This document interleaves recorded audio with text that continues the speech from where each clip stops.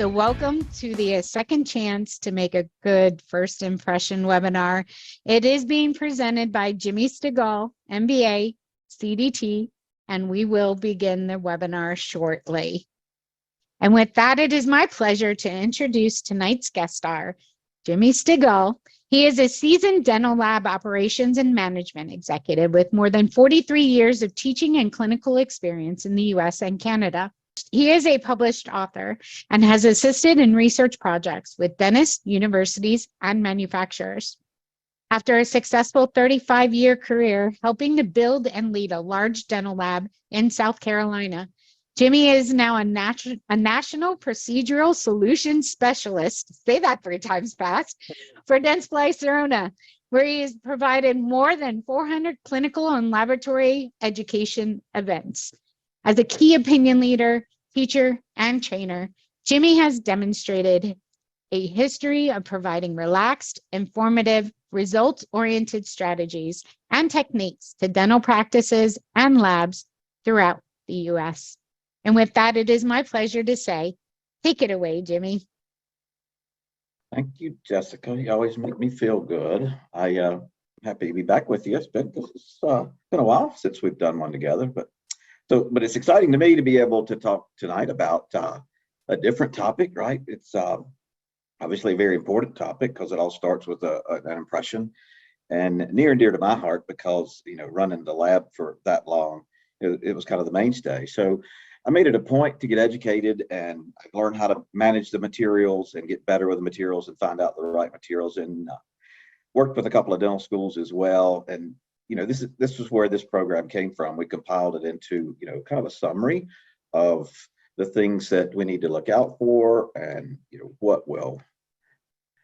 So you have to know that I work for Dentsply now, so the CD credits will work, right? So tonight we're going to talk about conventional impressions, right? And at the end, if we have time, we'll go over. But you know, digital impressions have been out, and everybody sees the ads and hears the talks all the time. But tonight's all about, you know, trying to figure out how to do this better, or how to make this better, or what works to make this easier. And you know, anytime I look at this case we did, you know, think about, you know, that appointment, think about the dentist assistant and the patient and everything that has to be done for that impression to come out that good. And quite honestly, even today, that kind of is something that's an anxiety motivator here, you know, with that many preparations and that much retraction cord, and you know, the speed and the accuracy, and you know, patient, a lot of material, it's tough to get it. But as you can see, that impression turned out really, really good. If you look close at a couple of the preps, you'll see this is about as a textbook as you could ask for, you know. And that's of course all our goals all the time, but you know, the reasons we don't get that are wide and varied. So hopefully tonight you'll have some takeaways that will help you get that more often. So we're going to start with, I think one of the most important, and that is to use the right tray in the right place. You know, if you ask labs about trays, you know, they have their opinions, dentists have their opinions, schools, manufacturers all have their opinions. We're going to talk about retraction cord, you know, and what works. We're going to talk about something that not many people pick up on quite often, except, you know, unknown to themselves of, you know, why this is happening. So we're going to talk about that, and it has to do with temperature and times and that sort of thing. And, you know, latex and polyvinyl siloxane, I don't see it as often as I used to, but it can be an issue as well. And then honestly, you know, even though I now work for a manufacturer, I still hold them accountable that, you know, we've got to be careful when we look at ads to see what folks are saying. So let's talk about them one at a time. So this is the guy that started the dual arch tray, the triple tray as a slang term. Premier brought out this little plastic triple tray in the upper left corner some years ago. It's been probably close to 20 years ago. And you know, the goal was for you to easily grab the master, the opposing, and the bite all in one go. And in theory, it makes a lot of sense. And in practice, it's a little bit more challenging. Now, this is what the tray that if you ask any lab guy, you know, what is name 3 things that you'd like to see to go away in dentistry? Triple tray is going to be on that list every time.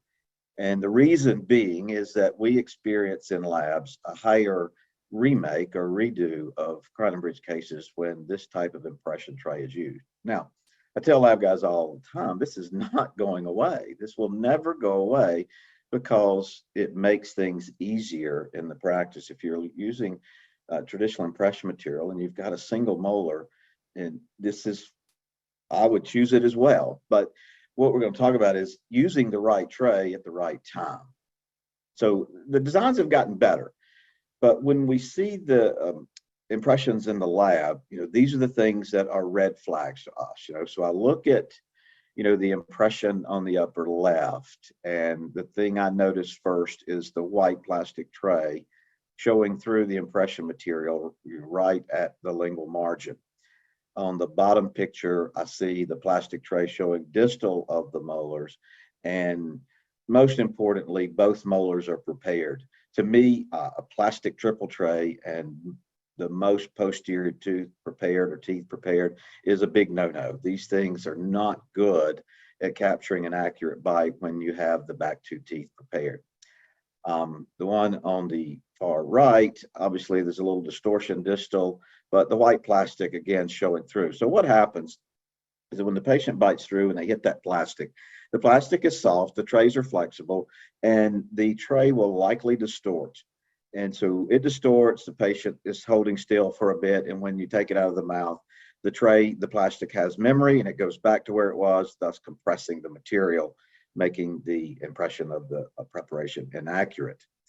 So when you look a little closer, you start seeing that plastic and wondering, are we getting distortion right there? Is it squeezing or mashing the two preps together, because of the memory of the plastic? And you see this one, we've marked some areas with the ink pen to highlight some not clear areas. I don't see the sharp margin in some areas, you see kind of a wrinkle in an area. And it just makes it challenging. Now, again, I tell techs, they're not going away, and we need to learn how to work with them. So what I've started doing years ago is recommending and actually handing out the better tray, right? And the quad tray, invented by a dentist, a Canadian company called Clinician's Choice, invented the quad tray, and it's metal, it's soft aluminum, so it's easily bent if I need to. But what you should notice is the width, right? The buccal to lingual width is quite a bit more, and the short height of the tray. So nothing really to impinge. It's just enough there to hold the material. What that means is less distortion caused by the tray, of course, but also to use it effectively, you have to use a pretty rigid, heavy body along with the wash to give you the support you need on the buccal and lingual. But it's a great tray. When we saw this tray, our impressions were better, our remakes were way lower. And materials are by choice. Whatever is good in your hands. There are users that have an affinity to Impergum, polyethers, because of the way they set, or the accuracy, or their ability to work well in moisture. And others like the speed of set of the polyvinyl siloxanes. Find the material you like. You can't really go wrong with any of the most common brand names. Now I'll tell you some that have warning flags, but when you look at 3M, Premier, Talk, and Affinity happens to be the one that the same company that made the triple trays, right? Clinician's Choice makes this Affinity, and it's also a very, very good material. But you have to use a real rigid, heavy bodied in that tray first. And they come in multiple sizes, and you just find the size that gives you plenty of room. And of course, you cut your prep, and you pack your cord, and you inject the wash, and then you load the tray with heavy bodied. And you can see there's not a ton there. You don't need a ton.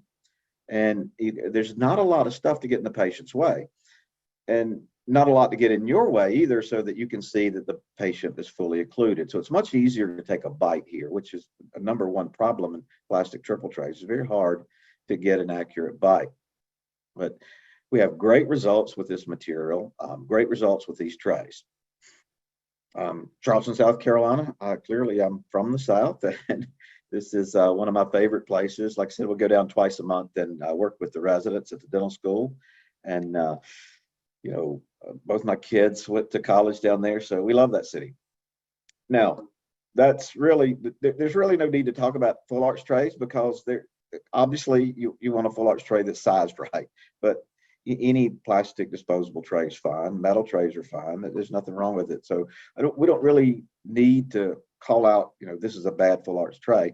I mean, there's some that are thermoplastic that you can kind of customize, which is cool.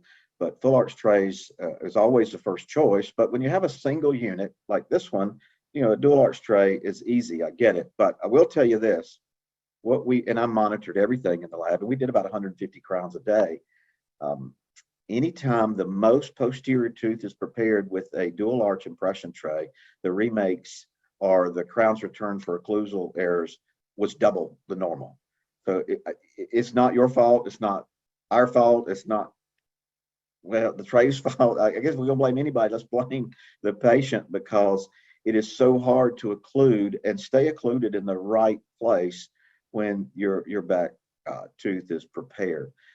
I know this because I am a patient too, right? And my dentist uses dual arch trays, and I know what I should do when I bite down into this thing. I know not to clench or grind or move, and I force myself almost to not do it, and I still do it. I can feel myself clenching and trying to get in the right bite, and maybe I know too much, but anyway, the remake percentage on these are much higher. Now, also here, we got to talk about that hot mess that you see around the prep, and that's due to blood and moisture. We've got to maintain moisture control. This is not different, and even is no different today with digital technology, because that's the enemy. If we've got blood and saliva that's all in our field, then we're going to get some inaccuracies with the impression, or it's going to be hard for the impression material to do what it's supposed to do. So, to manage that, to manage the tissue physically, obviously retraction cord, is the best way. And there are cord choices, just like there are impression material choices, braided, woven, cotton, artificial, whatever, right? You got to find a cord that you like. I don't have a problem with any of them, but I'm going to go through a cord technique that when somebody asks me, what's the best way, to do retraction to take a good impression, I said, well, you got to have a decent cord. And in my opinion, the method that's taught still at most dental schools today is it's called the dual arch or dual cord retraction technique. So we're going to use two cords, around every tooth prep. Some are impregnated with the hemostatic agents, some we soak in the hemostatic agents.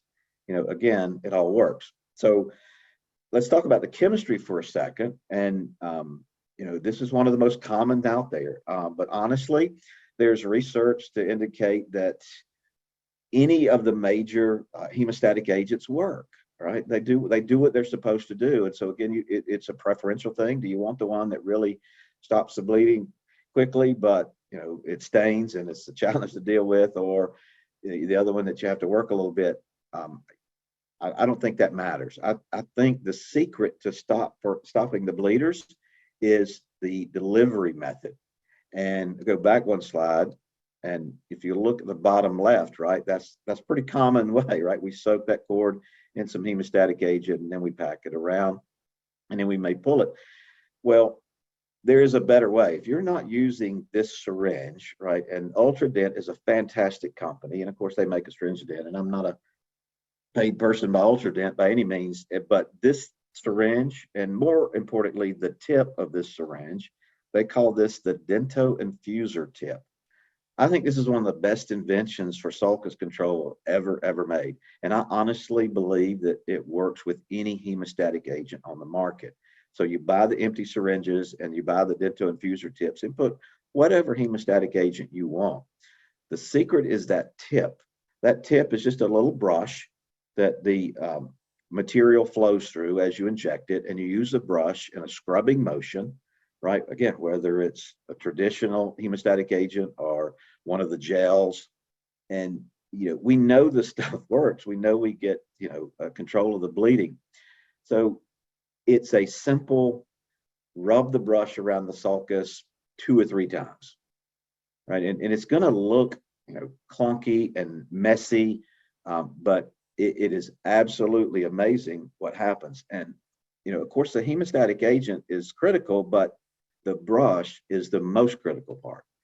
What happens when you are brushing that around the sulcus is that you are actually forcing the hemostatic agent down into the open capillaries that are bleeding. So you're forming these plugs that will stop the bleeding much more efficiently than just laying a retraction cord on the surface. When you do that, you certainly stop the bleeding, but how often have you seen when you pull that cord out, it starts bleeding again, or when you squirt it with water or squirt it with impression material? With a cord method, you just forming the scab on the surface. And so it's easy to knock it off and the bleeding starts again. Using the Dento infuser tip, you are scrubbing it and you don't have to scrub it hard. And these plugs form subsurface level and it really just cuts the bleeding off completely. And it's so cool to see, right? It really works well. And you can hit it with a pretty good water spray and nothing happens. And that's of course what we want. We don't want any blood in our field. And I've seen it just, it looks awful. You think, oh, is this really working? But it does. I mean, we zapped this one with a really hard water spray and got no more bleeding. So the secret is the Dento infuser tip. That's that company called Ultradent. This is an old picture of mine way back when we were still using films and slides. And but this is such a good illustration of how this was stopped in just 30, 40 seconds and rinsed it off really good. Of course, we're ready for impression. So Dento infuser tip, along with a good cord, is going to give you the ability to eliminate those impressions that are contaminated with that blood or saliva. Now, here's another method that some folks have grown fond of. I have yet to become a real big fan of this because while it does work, it takes a little more time and it's quite a bit more expensive. And still, it really is not ideal. It doesn't get the retraction that dual cord does. This is a clay material that you inject in. It expands out and sets up, and it has some hemostatic agent in it. And so the idea is you squirt it around all these preps and you let it set for a couple of 4 minutes, and then it's water soluble, so you rinse it off. And it's supposed to be, real clean and dry and no blood. But quite often, when it was done, I even look at some of the pictures that the company had in their advertisements, and yeah, that's pretty good bleeder. And then on that last picture, it's not, but it's not retracted anymore. The advertisement or the manual says it's retracting and stopping the bleeding. Well, the tissue's folded over the margin in a couple of places here, so not a good picture for your ad. And the impression that they showed really wasn't that great either. So I'm not sold on it. Number one, it's super expensive, but another one came on the market after that was less expensive. And so, we worked with this one for a while with a few folks and kind of the same results. We just didn't spend as much money. This one actually getting a little bit more traction that seems to be doing better. It's a gel, it seems to go better, but the way that we've seen those materials work best is when you use them in conjunction with something called compress caps. And this is nothing more than a hollow cotton cylinder with it scalloped on each side, so you can use it on a tooth prep. And so when you use that clay material and have the patient bite down on one of these, you're getting physical compression, along with the chemistry in the Traxident. But even their pictures, right? Look at the buccal margin, that central. It was retracted a second ago, but now it's starting to collapse.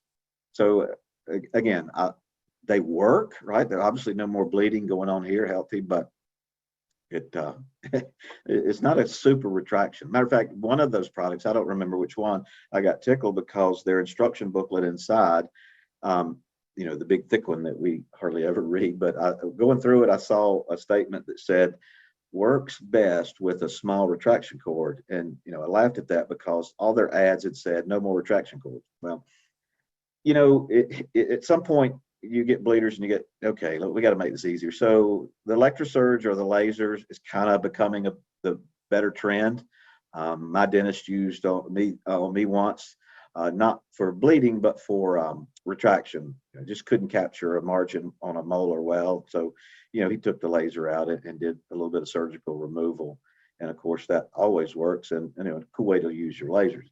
The goal here, right, is to have a margin that's so visible and crisp that, anybody could trim the die, right? So that the crowns will be accurate.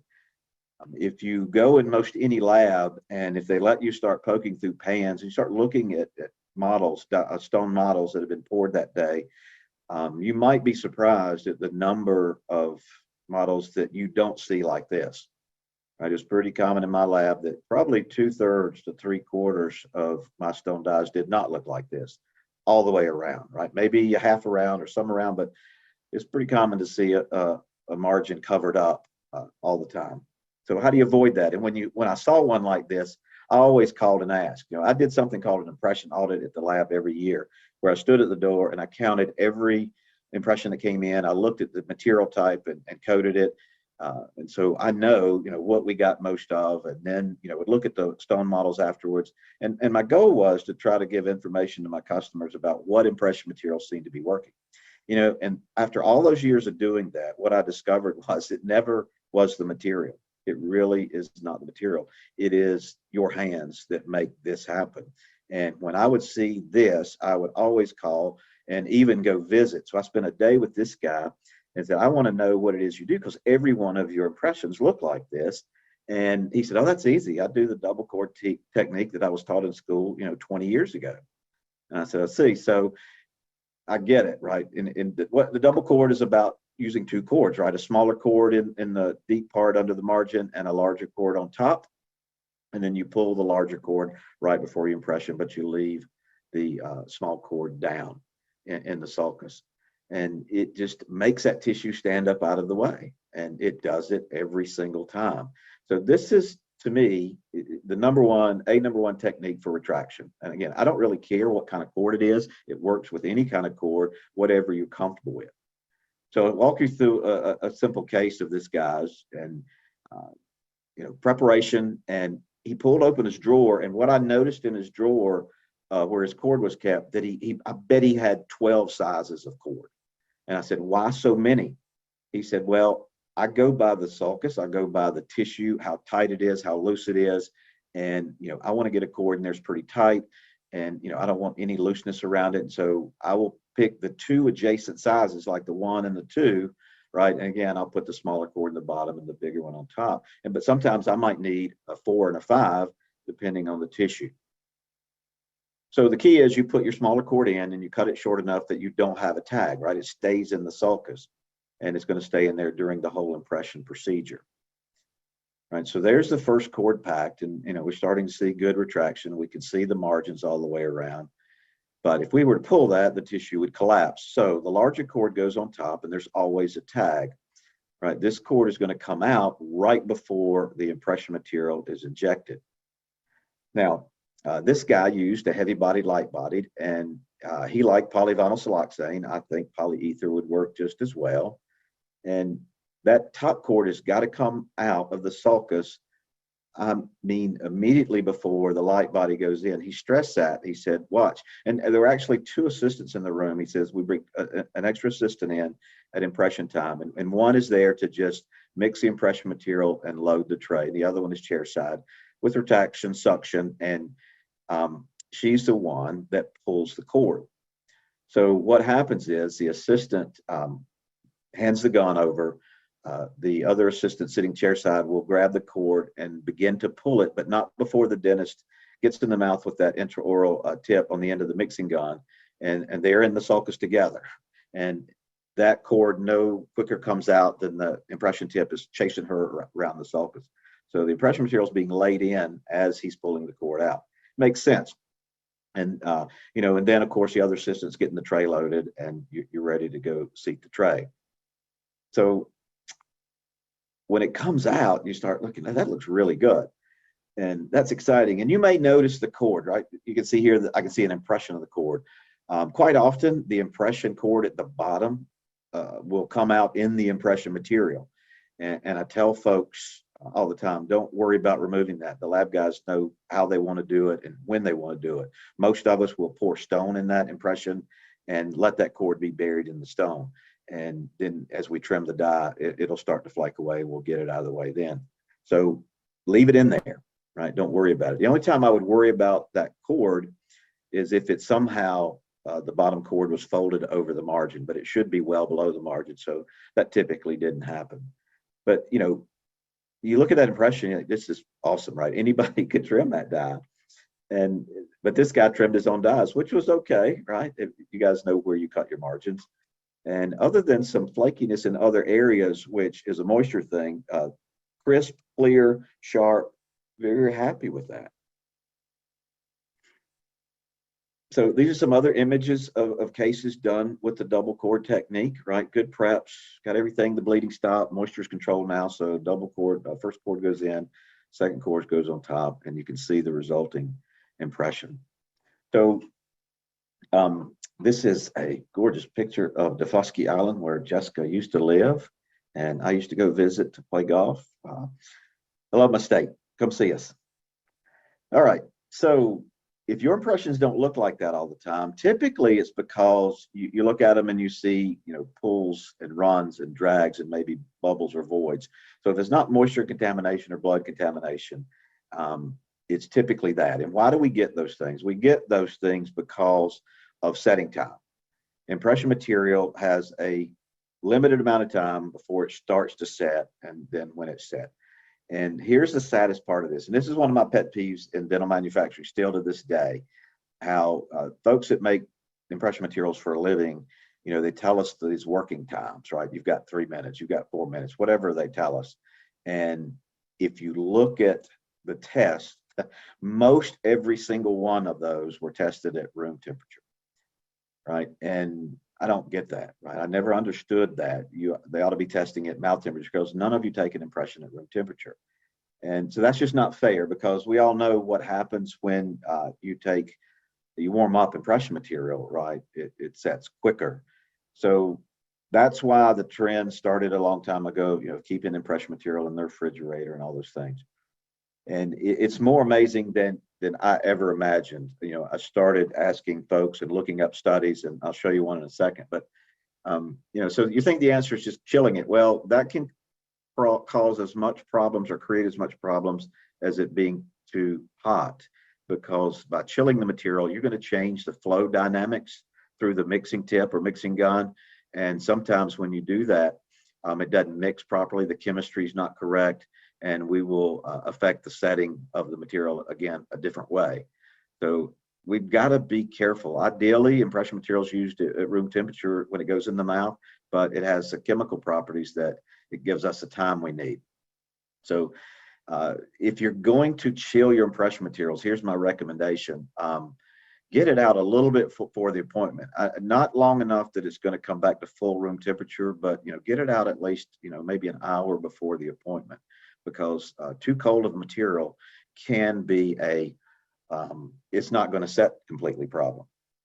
Now, here's a timing study that the ADA did, and the ADA's got no reason to, they're not favored to either one, but so I trust this 100%. These were the popular materials at the time of the study. They do this study, every few years, and they test the material at room temperature and mouth temperature. And as you can see, almost every single one, the test setting times that were given were based on the room temperature, and most of them don't even offer the mouth temperature numbers. And when in the end of the day, my rule of thumb was, if they tell you that you have 3 minutes working time, you literally need to cut that in half, right? So if you think you got 3 minutes and you don't get that impression material seated, until close to 3 minutes, it's going to be already setting a little bit, which means it's going to start to drag and pull as you seat it in the mouth. So ideally, you get that in there in a minute and a half. It's 3 minutes is the mark, because it will be setting after that. And we have to be careful of that. And that's why impressions aren't ideal. So if you just do that one thing, you should see an improvement right away. But that's a dilemma, right? If you tell me, or I tell you, that you only have a minute and a half, to get it after mixing into the mouth fully, including the light bodied around the prep and all that, that's hard to work that fast, right? And it is, especially with, something more than a single unit. That's why materials have been developed that have a much slower setting time, right? The multi-prep, for example, also from Clinician's Choice, but it was one of my favorite. Very, very slow setting time. And that might drive some of us crazy, but not if you've got a case this big, right? That's multi-prep. That's how this impression came out so good, because we had plenty of working time and it was not setting when we seated it. So if you're going to be doing big bridges, you need to have a slower setting material on hand, whether it's multi-prep or one of the others on the market. That's the only way to obtain that kind of accuracy on that big of a case. Now, back to the cord just a second, and the cord and latex, right? So if you're wearing latex gloves and you pick up the cord and twirl it between your fingers, or if the assistant does, right? And then you go in the mouth with it. And if you are using a polyvinyl siloxane, most latex has a chemical in it that will inhibit the set of polyvinyl siloxane. So by taking a cord and twirling it around your fingers, getting it ready to go in the mouth, the wheels are coming off already, right? And it's a shortened abbreviation to ZDD, but it's just an accelerator in the development of the latex gloves that will interfere with the curing or setting of the polyvinyl siloxanes. And where we putting a cord is where the impression material is the thinnest. So there hardly isn't any way to avoid this other than use a different glove, a vinyl glove instead of a latex glove. And this is what it looks like. So if you've ever seen an impression where it looks like, a bomb went off in the sulcus, that's some kind of contamination.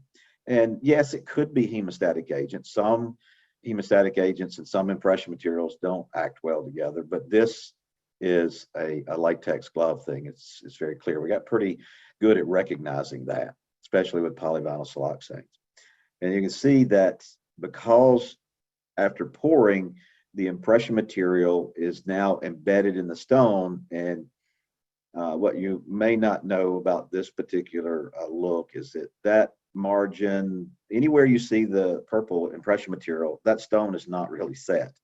The latex inhibitor has prevented that from setting, and so that just flakes off, and it's not as hard as dye stone should be. So it's a hot mess. Again, the ads, just beware of this, right? I get it. It tastes bad. It's no fun to have in your mouth, and this sounds like a good idea, but it's a terrible idea. It's the terrible idea because when I love blackberries, right? I do, but the first thing that happens to me when I think about blackberries and sugar and cream is that I start salivating, and that's the last thing you want me to do if you're taking an impression.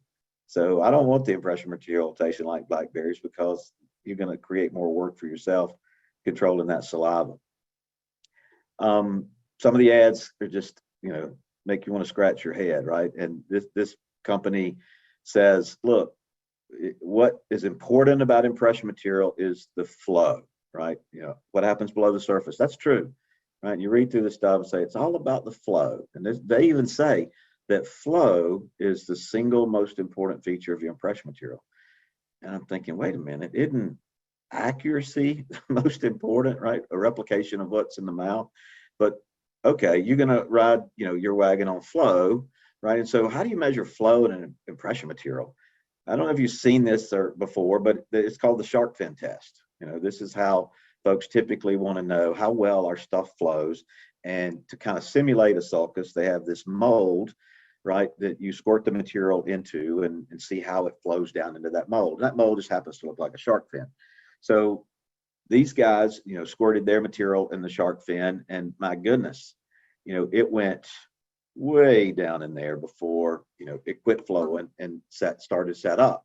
So they're, hanging their hat on the fact that, hey, our stuff will go almost 24 millimeters before you have an issue. That means all of us are thinking about those really deep margins, and, oh, that sounds good, doesn't it?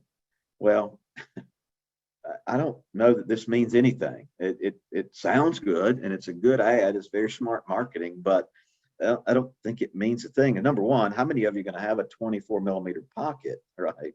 And number two, I don't believe this study because it just so happens that this is one of the companies who was way off on their timing, right? They say you got 135 seconds. No, you got quite a few less. So I'm not sure that this stuff will float 24 millimeters in body temperature in the mouth before it sets up. I think it's going to be setting up before it gets in the first few millimeters.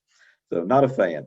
And Dr. Balkanal, who most folks in the chemistry of impression materials respect very much, said, look, there's no real correlation here, that the shark fin test tells us that we've got, a good picture, good accuracy, and a good image of our tooth prep. So that's this kind of hokey marketing, and I'm sure it works for them. I really don't like to call out brands because, somebody put a lot of work into this material, and I get it. And, when you use it, it is easy to use, but it is one of the most economical on the market. And what they were hanging their hat on is the hydrophilic quality of their impression material. Well, let's say this right away. Ask any scientist, is a vinyl, a polyvinyl, hydrophilic, right? And no, it can't be hydrophilic. It's a vinyl. It will never be hydrophilic. It's a hydrophobic material. Now, what folks do when they manufacture is they add surfactants in their chemistry to help moisture flow over it better, right? But look at their image. Did I get a close-up of this? No, I didn't. Let me see if I can get into that. Their study, right? What they did was put a drop of water on the impression material, and look, on theirs, the bottom one is spread out flat like a coin. On another one they tested, it stayed like a water bead.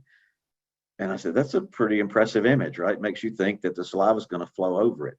But you dig into their study, and guess what? That test was done on material that had already set up. All right, that's good for me as a lab guy because I'm going to pour wet stone over it, but it means nothing to you in the mouth because it's not set up when you squirt it in the mouth. And so, this confuses me a lot of why that's a big deal, but it looks good. It looks good in an ad. And of course, pouring stone on it, that makes me feel better too. But this is also the company that makes the berry flavored. And I only talk about this with these guys because we started seeing a lot of these impressions when it came out. And what we noticed is something's going on here. We're having a lot of issues. And it turned out that the remake percentage on impressions taken with this brand was literally 3 times higher than any other brand we were seeing. This is really the only brand that I've ever felt that about. And again, I hate calling folks, and maybe it's better today. I am 5 years out, so it could be possible today. Just be careful the impression material. So, to summarize, what makes it good, right? Well, number one, you really have to control the tissue, right? That is a big cause. And so you can control it various ways. And we've talked about what I think the best one is. Cleaning the prep is a bigger thing today. I see about half of you doing that. And I think it's a great idea. There are plenty of prep cleansing agents that you can use, down to soap, right? Just rinse it really well. And but there are others that were chemically made to be a prep cleanser and not affect impression material. And I think it's a great idea to get all the biofilm and everything off that will, in essence, help the material flow over it better. The right tray, we talked about what tray and when and how to use it, and then use the right material, whether that be setting time or a rigid material you need on a flat-walled triple tray. Match the impression material to whatever you're doing and whatever tray you're using. And then, of course, match the material to. So that is the webinar version, the short version of physical impressions. Well, thank you, audience. Again, we appreciate you selecting us to be on your learning journey. And until next time, take care, have a great evening, and take care of those clients and tell us how we can take care of you.